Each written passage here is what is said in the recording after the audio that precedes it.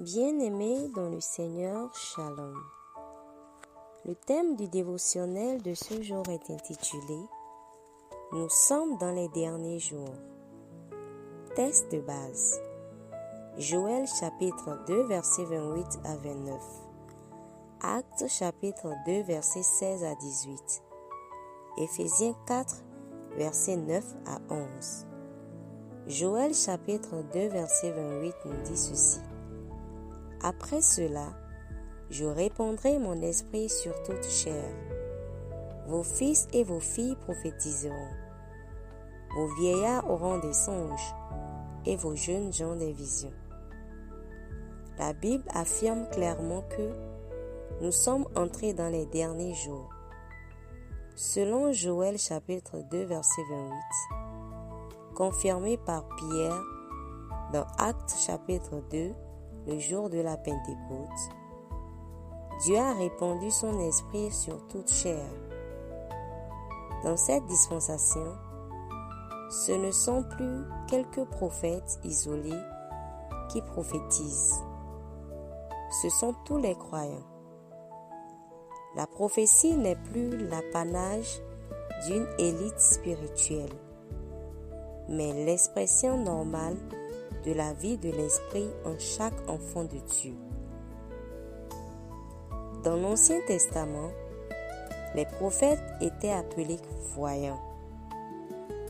Ils recevaient des révélations ponctuelles parce que le peuple n'avait ni la nouvelle naissance, ni l'esprit demeurant en lui. Cet ordre prophétique a pris fin avec Malachie. Aujourd'hui, la révélation suprême de Dieu est Christ. Lire Hébreux chapitre 1, verset 1 à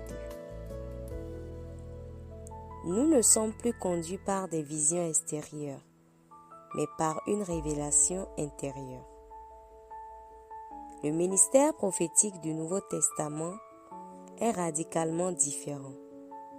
Selon Éphésiens chapitre 4, verset 9 à 11, il est le fruit de la résurrection et de l'ascension de Christ. Le prophète du Nouveau Testament n'est pas appelé à impressionner par des démonstrations, mais à équiper, affermir et établir les croyants dans la connaissance de Christ. La perfection spirituelle ne vient pas par « je vois dans le règne de l'esprit » can I prophesize, mais par l'enseignement fidèle de la parole. L'objectif est clair, former des croyants matures capables de faire l'œuvre du ministère. L'Église devient alors un lieu de ravitaillement et le monde, le champ de manifestation. Le dimanche, nous sommes équipés. Le lundi, nous manifestons Christ au bureau, à l'école, dans la société. Ainsi, nous couvrons la terre de la connaissance de la gloire de Dieu. Prière inspirée. Je confesse que je suis rempli du Saint-Esprit. Je marche dans la révélation de Christ et je parle par l'Esprit. Je suis équipé pour le ministère et j'annonce Christ partout où je vais.